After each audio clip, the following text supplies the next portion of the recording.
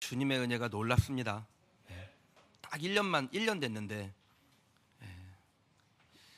그 작년 1월 첫 주부터 우리 카리스 찬양대가 시작했는데 정말 그때에 비하니까 너무 주님의 은혜가 놀랍습니다. 너무 아름다운 찬양. 여러분 감동이시죠? 제가 우리 강명희 지휘자님이 지휘하는 걸 보면은 없던 기운도 솟아나요. 이러면서 그냥 저도 오늘 설교를 이렇게 해야 될 텐데 퀴즈를 하나 좀 낼게요. 여러분, 닭 시리즈 퀴즈입니다. 세상에서 제일 빠른 닭은 무슨 닭일까요? 그렇죠, 후다닥이에요. 그리고 쉬운 문제, 난이도 낮은 거. 제일 섹시한 닭은 홀닭입니다. 홀닭. 누가 대답하셨어요?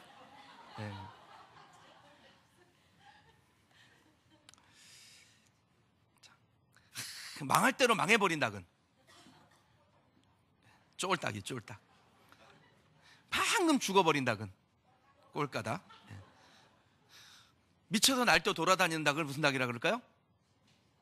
헷가닭이라고 합니다. 자, 이제 마지막 문제입니다.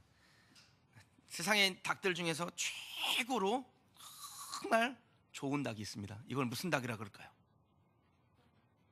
요거 맞히면 제가 세상에 2권밖에 없는 책, 절판돼 가지고 저한테 딱 2권만 있는 제가 쓴 책 중에 2권 중에 1권을 제가 선물로 드릴게요. 세상에서 제일 좋은 닭, 이런 닭은 꼭 있어야 돼요. 무슨 닭일까요? 답을 못 맞히시네. 토닥토닥입니다. 토닥토닥. 제가 만난 사람들 중에서 저를 행복하게 해주는 사람은 늘 제 곁에서 목사님 잘하십니다, 토닥토닥 해주는 분이에요. 제가 독감 걸려가지고 일주일 입원해 있다가 이제 나와가지고 컨디션이 별로 좋지가 않아요. 막 입술도 다 터지고 뭐 코 터지고 막 이랬는데 전화가 왔어요. 중보기도팀에서 목사님 빨리 오시라고. 그래서 나는 새 가족이 왔나? 그러고서는 왔더니 의자에 딱 나보고 앉으라는 거예요. 그러더니 그냥 내 몸을 그냥 쑤셔가면서 그냥 막 눌러가면서 무릎팍을 붙잡고 흔들어가면서 그냥 제 옆에 있는 분이 누군지 모르겠는데 그냥 막 액체들도 튀어나오고 막 이러는데 큰절하게 목사님 힘내시라고 기도해 주는데 제가 그 기도를 받는데 영적 토닥토닥을 경험했습니다. 여러분, 그렇게 영적 토닥토닥을 경험하면 새 힘날 줄 믿습니다. 날씨가 요즘 보통 추운 게 아니죠. 요즘 날씨가 제가 살아오면서 하여튼 이 근래 이렇게 추운 날씨가 계속되는 거 별로 못 봤는데, 바깥 날씨는 후덜덜 추울지 모르겠지만 교회 안에서 성도들끼리 서로 토닥토닥하면서 따뜻한 교회 만드는 우리 성도들, 우리 교회 되기를 주님의 이름으로 축원합니다. 우리 옆에 있는 분 손을 한번 좀 잡아보시겠습니까? 손을 잡고 이렇게 한번 고백해 주십시다. 내가 당신의 토닥토닥이 되어줄게요. 그럼 최근 들어서 우리 사회에 일어난 현상 중에 하나가 종교가 종교의 기능을 잘 못한다라는 겁니다. 종교의 기능이란 게 뭡니까? 사회를 건강하게 하고 도덕적인 공동체를 만드는 그 기능이 종교 안에 있어요. 그래서 종교가 무너지면 그 사회의 윤리가 무너진다라고 합니다. 이처럼 종교가 제 기능을 하지 못하니까 사람들 중에 종교는 필요 없다, 이 종교 무용론을 주장하는 사람들도 있습니다. 진화론을 주장했던 찰스 다윈의 손자 매튜 체프먼 같은 사람은요, 종교란 자체가 필요 없다, 이렇게 극단적인 주장을 하기도 합니다. 그럼 이럴 때 아니야, 우리 기독교가 있어서, 교회가 있어서 이 세상은 더 좋아지는 거야 라고 당당하게 좀 좋은 본을 보여주면 좋겠는데, 좀 교회 역시 참 어려운 비슷한 길을 가고 있습니다. 다른 종교와 달리 기독교는요, 세상에 이러한 평가를 받을 때 이거 굉장히 심각한 일이에요. 왜냐하면 교회는 단지 사회의 어떤 도덕성을 유지시켜주는 기능만 하지 않기 때문에 그렇습니다. 성경은 사람들에게 바른 생활을 가르치고 있는 동시에 또한 어떻게 구원을 받을 수 있는지 그 구원의 길을 제시하고 있어요. 즉 기독교가 부정당하면 올바른 사회로 가는 길도 막힐 뿐 아니라 구원의 길도 막히는 결과를 초래합니다. 그래서 기독교의 타락이 심각한 겁니다. 무서운 겁니다. 있어서는 안 되는 일입니다. 이처럼 사회의 도덕성을 유지시켜주는 역할과 함께 구원방주의 역할을 해야 되는데, 한국 사회를 보면 그렇지 못한 부분이 보여서 좀 우리 모두의 마음이 아플 때가 있습니다. 예전에는요, 교회가 세상의 희망이었습니다. 사회가 다 썩어도 교회는 살아있는 양심인 거예요. 그래서 목사가 가서 중재를 하거나 교회가 이렇게 그 일에 관여를 하면 좀 억울한 일이 있어도 좀 답답하고 좀 불편해도, 그래 목사님이 중재하시니까, 근데 교회가 그렇게 하자고 하니까 그렇게 하십시다, 따라주었는데, 지금은요, 교회가 타락을 해놓으니까 세상 단체, 세상 사람들과 똑같이 살아가니까 그럼 교회가, 목회자가 제대로 된 역할을 잘 못합니다. 좀 남달라야 되는데 세상 사람들처럼 싸우기도 하고, 세상 사람들처럼 교회 안에서 자기 주장을 하기도 하고, 어떤 경우는 세상 사람들보다 더 심한 경우도 있지 않습니까? 그러다 보니까 한국 교회가요, 은과 금은 많은데 나사렛 예수의 이름으로 일어나 걸어라라고 말할 용기가 없어요. 은과 금은 없어도 베드로처럼 내게 은과 금은 없지만 나사렛 예수 그리스도 명하노니 일어나 걸어라 라고 말할 수 있는 용기와 담대함이 있어야 되는데, 교회 안에 보면 은과 금은 있는 것 같아요. 그런데 나사렛 예수 이름으로 걸으라라고 말할 수 있는 그 용기, 담대함, 복음의 본질을 잃어버린 교회들이 참 많습니다. 아마 이런 교회의 모습을 보면서 실망하여 교회를 떠난 사람들이 많겠지요. 일명 그런 분들을 보고 가나안 교인이라 그래요. 정처 없이 유랑을 하는 거예요. 어디 딱 적을 두지 못하고 여기 갔다 저기 갔다, 자기의 영적 장막을 정하지 못하고 돌아다니는 사람을 보고 가나안 교인이라고 부릅니다. 이 가나안 교인, 스스로 기독교인인데 저는 그 기독교인입니다라고 말하면서 교회를 가지 않는 그런 사람들이 우리나라에 몇 명이나 있냐면 무려 많게 190만 명이나 된다라는 거예요. 종교가 뭡니까? 그러면 저 기독교입니다. 그런데 교회는 갑니까? 교회는 안 갑니다. 이런 사람들이 이렇게 많아졌다라는 겁니다. 제가 우리 교회 오시는 분들하고 이렇게 신방을 하거나 상담을 할 때 보면요, 교회에 대한 상처를 가지고 있는 분들의 이야기를 종종 들을 때가 있습니다. 근데 제가 정말 고맙더라고요. 야, 저렇게 과거에 상처가 됐는데 그래도 교회를 다니겠다고 이렇게 우리 교회를 와준 것이 참 고맙다, 참 감사하다, 그런 생각이 듭니다. 그럼 교회가 교회답지 못한 일이 많지만 저나 여러분이나 여러분 절망하시면 안 됩니다. 그럼 절대 절망하지 마십시오. 비록 우리 눈에 보이는 현실은 절망스러울 수 있어요. 교회가 저게 뭐냐? 기독교인들이 왜 저러고 사냐? 절망스러울 수 있습니다. 교회가 무너지고 기독교의 영향력은 줄어들고 또 앞으로도 그렇게 낙관적이지 않아 보일 수 있습니다. 그러나 우리가 믿고 섬기는 예수 그리스도께서 어떤 분이신지를 우리가 제대로 안다면 여러분, 우리 절망할 수 없습니다. 살아계신 하나님이 어떤 하나님이신지를 알면은 여러분 절망할 수 없는 것입니다. 현실은 절망스럽지만, 부인할 수 없는 사실이지만, 우리가 예수 그리스도를 믿고 예수 그리스도처럼 살아간다면 그럼 반드시 교회는 교회다워질 것이고 세상의 희망이 될 줄 믿습니다. 만약에 우리 이 자리에 있는 저와 여러분들이요, 1년만 내가 예수님처럼 살겠다라고 결정하잖아요. 그러면 우리가 살아가고 있는 삶의 현장이 바뀌고, 가정이 바뀌고, 직장이 바뀌고, 교회가 바뀌고, 지역사회가 바뀌고, 나라와 열방이 바뀌는 일들이 일어나게 됩니다. 제가 교회를 개척하기 전에 참 감명스럽게 읽었던 책이 있는데, 데이빗 플랫이라는 분이 쓴 레디컬이라는 책입니다. 이 책에서요, 예수님은 레디컬하게 사셨다는 거예요. 급진적이다라는 뜻인데 급진적으로 사셨다는 겁니다. 예를 하나 들면은, 예수님이 그 당시에 사두개인, 바리새인, 권력을 가지고 있는 사람, 명망 있는 사람, 이런 사람들과만 어울리지 아니하시고, 여러분 오해하시면 안 돼요. 예수님이 바리새인들, 사두개인들하고 아예 상종도 안 하신 거 아닙니다. 예수님의 제자가 된 사람 중에 니고데모와 같은 사람, 아리마대 요셉과 같은 사람, 그 당시에 공회원, 국회의원, 뭐 이런 권력자들도 복음 듣고 변화된 사람이 있어요. 그리고 동시에 예수님은 그런 격식 있는 사람, 품 있는 사람, 힘 있는 사람만 만나지 아니하시고 어떤 사람을 만납니까? 세리와 창녀와 같은 사람들도 만나주세요. 그리고 그들에게 복음을 전하시고 그들의 삶을 바꾸는 일들을 하셨습니다. 만약에 우리 교회가 그럼 예수님처럼 살아간다면 그럼 우리 교회 안에 놀라운 변화가 일어나게 되고 우리가 가서 머무는 가정과 또 직장과 어떤 누구를 만나든 그곳에 변화가 일어나게 될 거라고 저는 믿습니다. 지금 여기에 참 다 멀쩡해 보이시고 건강해 보이시는 성도들이 있는데, 만약에 여기에 룸사롱에 다니는 한 여자분이요, 화장을 요란 뻑짝지근하게 와가지고 여기 딱 앉아있다고 생각해 보세요. 그럼 그것이 편해 보입니까? 여러분한테 편하게 받아들여집니까? 우리가 교회에 어떤 그런 지켜야 될 어떤 규례나 이런 것들이 있는데 이걸 그냥 막 어겨요. 막 함부로 행동해요. 이런 사람들에게 우리는 얼마나 관대할 수 있습니까? 근데 예수님은 그렇게 사셨다라는 거예요. 그리고 그분을 따르는 성도라면 그럼 예수님처럼 살아가야 되는 것이 맞는 것입니다.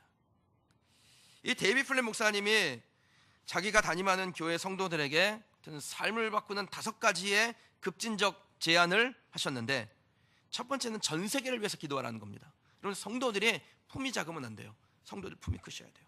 항상 세계를 품는 그리스도인 되셔야 됩니다. 우리 아이들도 자라나게 할 때 그냥 넌 열심히 공부해가지고 중간고사 잘 보고 기말고사 잘 보고 수능고사 잘 보고 대학 들어가고 대학 들어가면 좋은 직장 취직해가지고 돈 많이 벌고 잘 먹고 잘 살고 여름 겨울로 여행 가고 이런 거 가르치시면 안 됩니다. 세상을 품는 그리스도인, 세계를 품는 그리스도인, 이거 가르치셔야 돼요. 전 세계를 위해서 기도하라. 이게 이 교회의 성도들에게 제안한 첫 번째 제안이었습니다. 두 번째는 말씀을 전체를 샅샅이 꼼꼼히 읽으라는 거예요.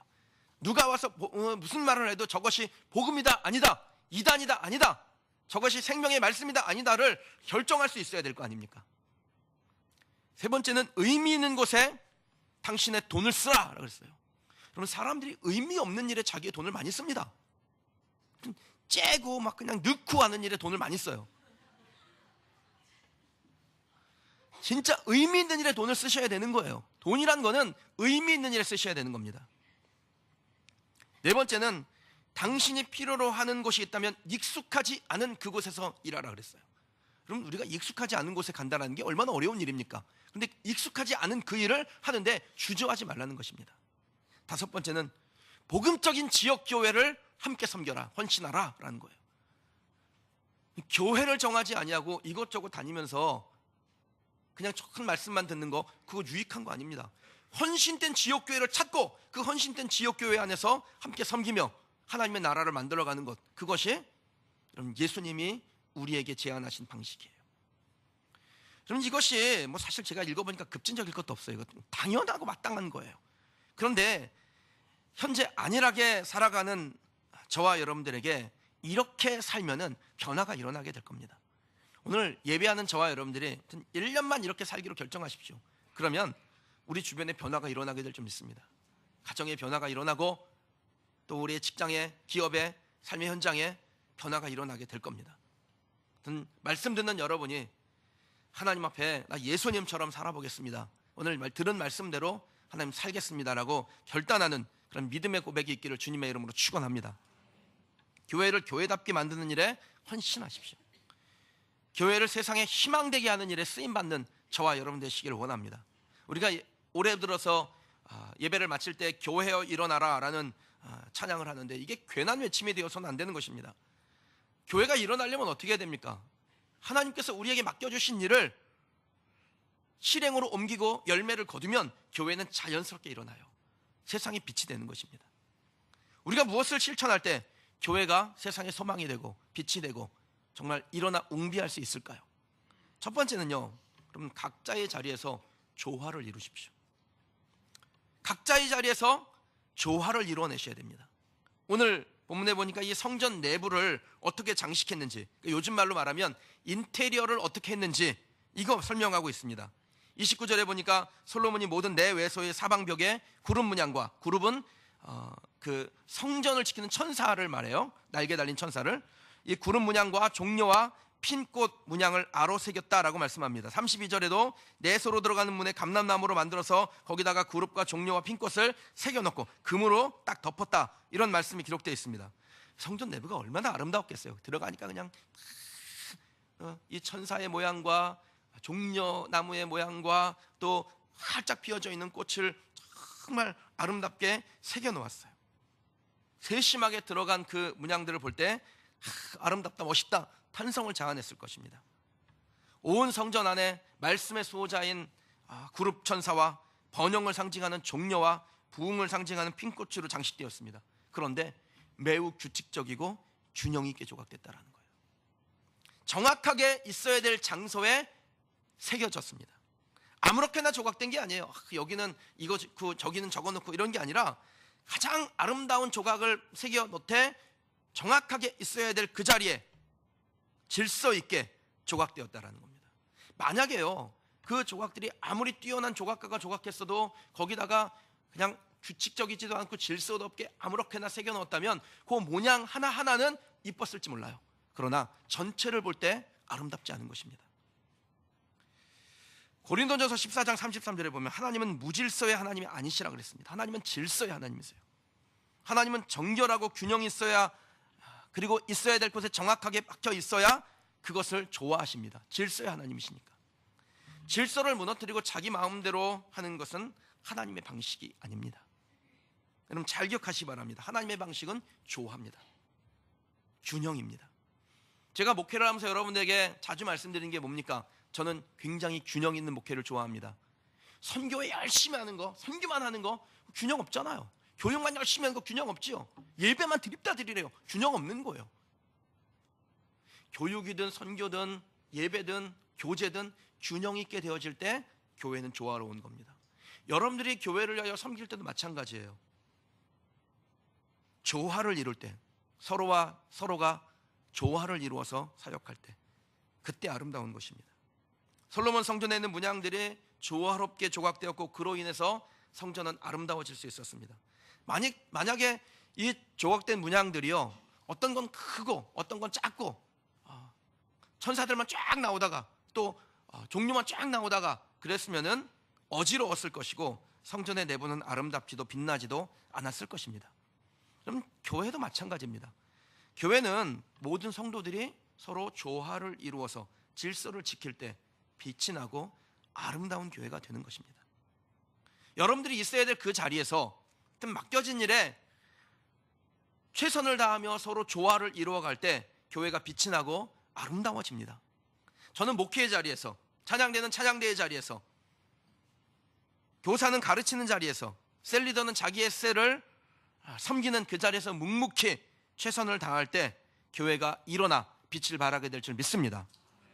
교회가 일어나는 건요, 교회가 더욱 빛나게 되는 건 우리가 각자 자리에서 묵묵히 자기의 일을 감당하며 서로 조화를 이루어갈 때 그때 아름답게 빛나는 것입니다. 사랑하는 성도 여러분, 하나님이 여러분에게 주신 자리는 무엇입니까? 그리고 혹은 앞으로 주실 자리는 어떤 자리일까요? 거기서 그 맡겨진 일에 최선을 다하는 여러분이 되시길 주님의 이름으로 축원합니다. 그러면 교회는 저절로 빛나게 됩니다. 내가 있어야 될 자리에서 묵묵히 섬기십시오. 그곳에서 나 때문에 교회가 빛나기를 소망해 보십시오. 그럴 때 교회는 아름다워지고 그리고 그 교회 안에 사람들이 행복하게 됩니다. 솔로몬의 성전이요, 그 아름다움은 그냥 금으로 큰 성전을 둘렀기 때문에 아름다운 것이 아니죠. 모든 기물과 조각된 문양들이 서로 조화를 이루고 자기가 있어야 될 그 자리에 정확하게 있었기 때문에 아름다운 성전이 되는 것입니다. 저는 우리 교회가 그렇게 조화를 이루는 교회가 되기를 주님의 이름으로 축원합니다. 저를 한번 따라 하시죠. 그릇은 닦을 때 빛나고 교회는 조화로울 때 빛난다. 저는 기능을 가진 몇몇 사람에게 주목하는 목회하는 사람이 아닙니다. 모든 성도들이 각각 가진 달란트가 다른데 그 달란트가 무엇이든지 그것을 활용하여 조화를 이루는 것에 마음을 두는 목회자입니다. 제가 좀 불편하게 여기는 건 뭐냐면요, 조화를 무너뜨리는 사람, 질서를 깨는 사람이에요. 교회는 모두의 크든 작든 그 헌신들을 모아서 조화를 이루어서 아름답게 만드는 것입니다. 그러니까 몇몇 사람의 특별한 헌신을 통해서 교회가 세워지는 것은 건강하지 못해요. 제가 그런 교회들을 좀 알고 있는데 유력한 몇몇 사람이 교회를 딱 좌지우지하고 가요. 헌금도 많이 하고 헌신도 많이 하고, 그 헌신하고 수고하는 그 사람 한 사람 한 사람 볼 때는 좋아 보이죠. 그런데 전체 교회는요, 병 들어갑니다. 그 몇몇 사람 세워봐야 그 사람 뒷감당해 주느라고요 본질을 잃어버리는 목회를 하게 되는 경우를 수없이 봤어요.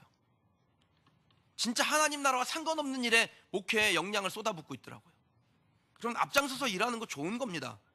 격려해드려야 되고 그런 헌신이 있었기 때문에 교회가 든든히 세워지는 건 맞습니다. 그러나 나만 할 수 있는 일이라고 생각하시면 안 돼요. 내가 생각하는 것만 옳다고 여기시면 안 됩니다. 조화를 잃어버리게 됩니다. 조화를 잃어버리면 교회가 재미가 없어집니다. 재미없는 것은 나도 가기 싫은데 어떻게 남이 오겠어요? 교회가 재미있어야 성도들이 올 거 아닙니까? 재미있는 교회를 만들어가는 저와 여러분 되시기를 주님의 이름으로 축원합니다. 누군가가 열심히 일을 하잖아요. 그러면 세상에서 제일 맛있는 치킨 2마리 뭡니까? 토닥토닥. 세상에서 제일 맛있는 치킨 2마리 주시는 거예요. 그냥 토닥토닥 해가면서 수고한다고 그거 선물해 주십시오. 저는 우리 성도들 입에서 아무튼 못한다 소리는 안 나오고 잘한다 소리 나오기를 축복합니다. 열심히 일하는 분들은요, 자기 의를 위해서 일하지 마시고 주님의 의를 드러내는 일을 위하여 재물 되십시오 바랍니다. 한번 재물로 드려졌으면 죽는 거예요. 재물은 살아요, 죽어요? 죽는 겁니다. 딱 못 따서 피 흘리고 각 두고 하나님 앞에 드려서 싹 태워요. 그게 재물이에요. 그런데 그렇게 재물로 드려졌는데 자꾸 다른 건 닮지, 예수님 닮으라는 건 안 닮고 그것만 닮아가지고 부활을 해요. 죽었으면 죽는 거지 왜 자꾸 부활하는지 모르겠어. 부활 그만하시고 거룩한 재물 되시기 바랍니다. 제가 교회를 한 3년 넘게 이제 4년 차 들어가면서 제 마음 가운데 조금 이게 불편한 게 뭐냐면 우리 교회가 질서가 좀 부족하다는 겁니다. 굉장히 따뜻하고 다 용인되고 무엇이든지 할 수 있고 그런데 한편으로는 질서가 부족해요. 어떤 부서를 섬기기로 했으면은 들어가는 것도 나가는 것도 질서가 있어야 됩니다. 팀장, 부서장 다 세워졌잖아요. 그러면 들어가고 나가는 것에 대해서 이 팀장, 부서장들을 중심으로 일이 진행되어지고 움직여져야 되는데 또 그런 것이 잘 안 될 때 마음이 조금 불편해요. 왜냐하면 전체적으로는 질서와 조화가 흔들리기 때문에 그렇습니다. 그런 일이 있으면 시간이 가면 잡혀가지는 건 맞습니다. 그러나 어쨌든 우리의 노력이 필요합니다. 내가 크던 작던 이 작은 일에 섬겨야겠다. 질서를 지켜서 교회의 뼈대를 세우는 일에 헌신하는 우리 성도들이 되시기를 주님의 이름으로 축원합니다. 연체동물의 특징이 뭡니까? 일어서지 못한다라는 거예요. 왜 일어서지 못합니까? 뼈대가 없어서. 여러분, 우리가 질서를 지키지 않으면 우리 교회가 오징어가 됩니다. 교회를 오징어로 만들지 마시고 작더라도 뼈대 있는 멸치가 될지라도 뼈대 있는 교회를 만들어가는 저와 여러분 되기를 원합니다. 혹시 여러분 중에 조용히 교회에 묻어서 다니시는 분들이 계세요? 그 마음도 내려놓고 내가 할 수 있는 일을 하시면 돼요. 그게 큰일 아니어도 돼요. 우리 성도들 중에 수족관은 제가 책임지겠습니다. 수족관을 딱 책임지고 나니까 물고기들이 새끼들을 까기 시작하는데 수족관을 책임질 사람이 없을 땐 물고기가 자꾸 죽는 거예요. 제가 새벽 예배 맞다가 가지고 보면은 물고기가 죽어 있어요.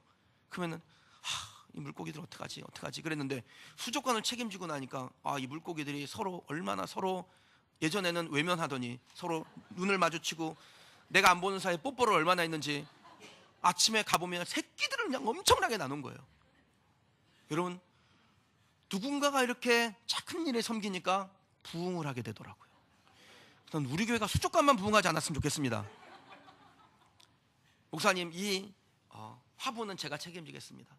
햇빛도 안 들어오는데 와가지고 물 주고 닦아주고 약 주고 그렇게 화분 섬기니까 그 화분이 부흥을 해가지고 저게 지금 언제적이 받은 화분인데 그냥 여전히 저렇게 있어요. 어떤 성도들은 지난주에 한 분은 우리 유치부에 아이들을 위해서 간식을 조금 만들어야 되니까 탕비실이 조그맣게 했어요. 그러니까 거기를 좀 깨끗하게 위생적이어야 되니까 애들한테 먹이는 거는 거기를 치우겠다고, 거기를 위생적으로 관리하겠다고 그렇게 헌신하는 분이 계시더라고요. 그럼 그건 누가 알아줍니까? 수족관에 관리한 거 그 누가 알아줍니까? 화분에 물 주는 거 누가 알아줍니까? 애들 그 탕비실에 가가지고 돌아간 다음에 거기 찌꺼기 묻은 거 다 닦아내고 깨끗하게 위생적으로 관리하는 거 누가 알아줍니까? 누가 알아주죠? 누가 알아줍니까? 하나님이 알아주시죠. 여러분, 우리가 하나님이 알아달라고 이 일을 섬기는 거 아니에요? 내가 그 일을 섬기는데 사람이 알아야 됩니까? 각자의 자리에서 맡은 일이 무엇이든 조화롭고 질서 있게 섬길 때 교회는 아름답게 되며 행복하게 되며 또 오고 싶은 교회, 부흥하는 교회, 사람들 몰려오는 교회 될 줄 믿습니다. 하여튼 또 오고 싶은 교회를 만들고 싶다면 저와 여러분들이 무슨 일을 맡았든지 크든 작든지 그 일에 묵묵히 자기의 일을 감당하여 서로 조화를 이루어가면 교회는 행복한 교회, 웃는 교회, 또 오고 싶은 교회, 교회답게 되는 교회 될 줄 믿습니다. 우리가 무엇을 실천할 때 교회가 일어나 세상의 소망이 될 수 있을까요? 두 번째는요, 좀 끝까지 하세요. 끝까지 하십시오. 잘 안 하셔도 됩니다. 제가 여러분에게 잘해달라고 얘기한 적 없잖아요. 교육자님들, 대교육자님들한테 잘해달라고 한 적 있어요? 네. 잘해달라고 안 합니다.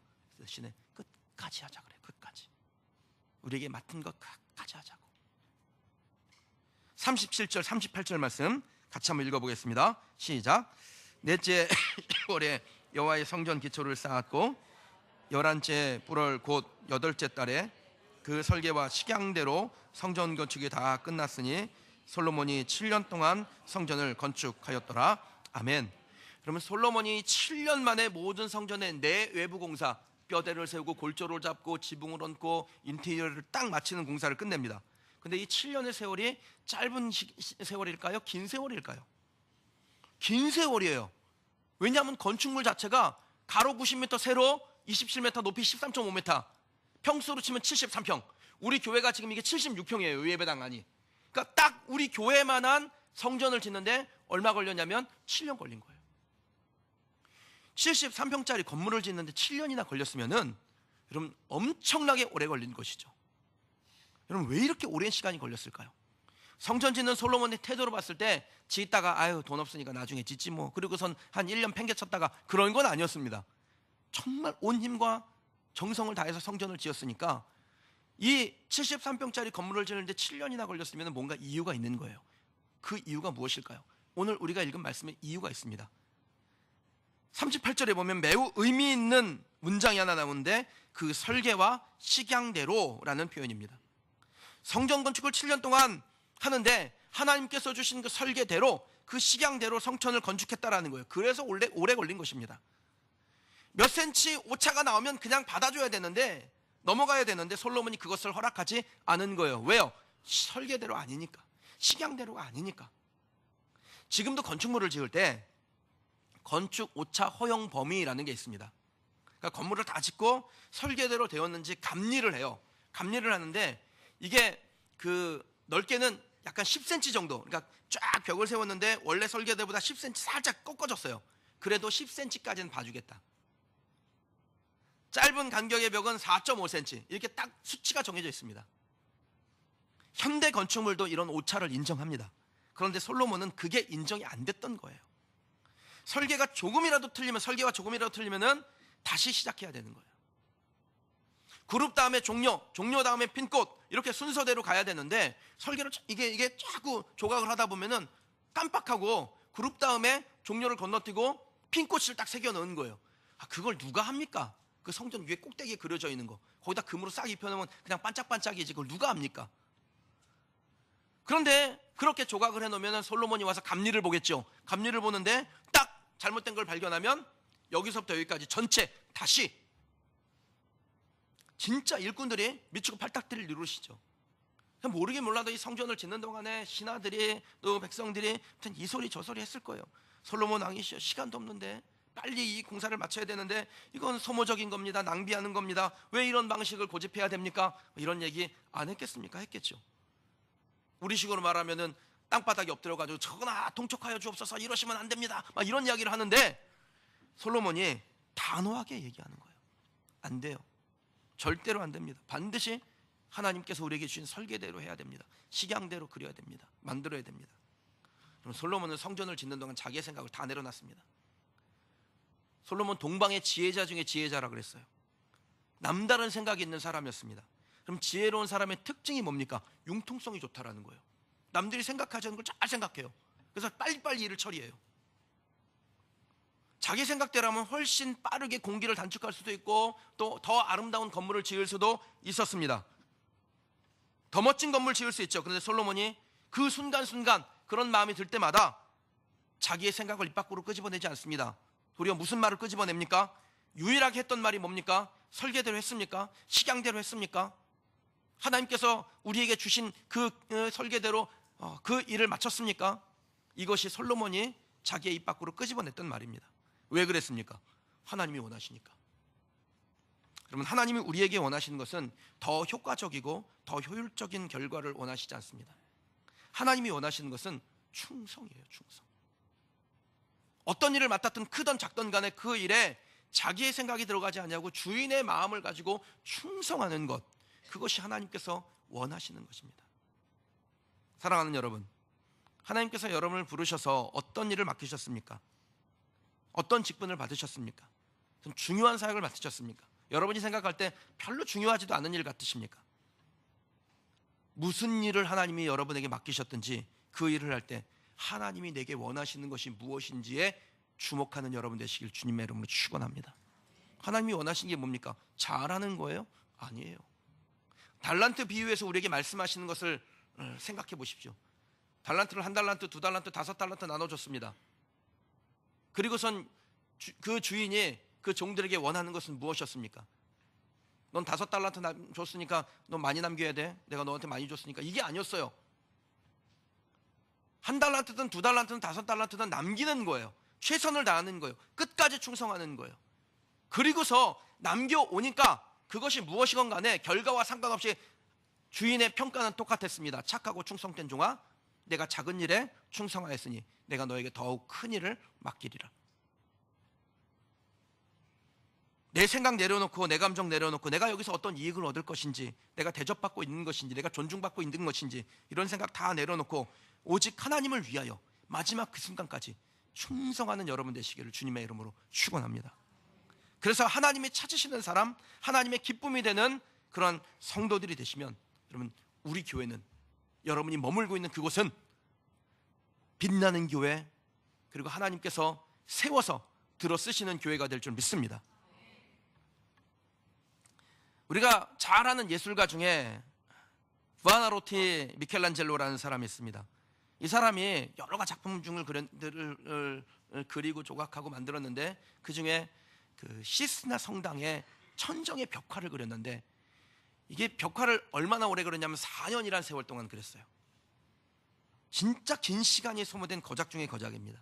20m 높이의 천장에다가 성경에 나오는 인물들 300명의 얼굴들을 거기다 다 그려넣는데, 여러분, 그 그림이 정말 감동적인 그림인데, 그 그림을 그리는 동안에 미켈란젤로가 참 병을 많이 얻었습니다. 왜냐하면 탁 올라가가지고 천장에다 그림을 그리니까 이 물감이 툭툭툭 떨어지면서 얼굴에 물감이 묻으니까요, 요즘 같으면 친환경 재료로 오가닉하게 만들었을 텐데, 그 당시만 해도 그렇지가 않으니까 이게 이제 물감이 묻어가지고 이게 피부를 상하게 하는 거예요. 그래서 피부병이 생겼습니다. 게다가 4년 동안 매일 가가지고 천장을 보면서 이렇게 그림을 그려내니까 요즘 말로 말하면 목 디스크가 걸린 거죠. 목을 굽히지 못하는 그런 질병을 얻기도 했습니다. 미켈란젤로가 그렇게 고생을 한다는 소리를 듣고 그의 친구가 찾아가서 보니까 너무 안쓰러운 거예요. 아니, 저거를 그냥 얼른 쓱쓱쓱쓱 그리고 내려오면 되는데, 그 사람 얼굴 하나를 짧은 붓으로 그리는데 그릴랑말랑 그릴까 말까 망설이는데 고개를 딱 붙여주고 그렇게 아프다는 사람이 그러고 있는 거예요. 그래서 또 안쓰러운 마음에 이렇게 얘기했습니다. 여보게, 그렇게 구석진 곳에 보는 사람도 없는데 그 쬐그만 걸 그려놓으려고 그 고생을 한단 말인가? 그래봤자 누가 알겠나? 그랬더니 미켈란젤로가 이렇게 대답을 했어요. 첫째는 하나님이 하시고 둘째는 내가 알지.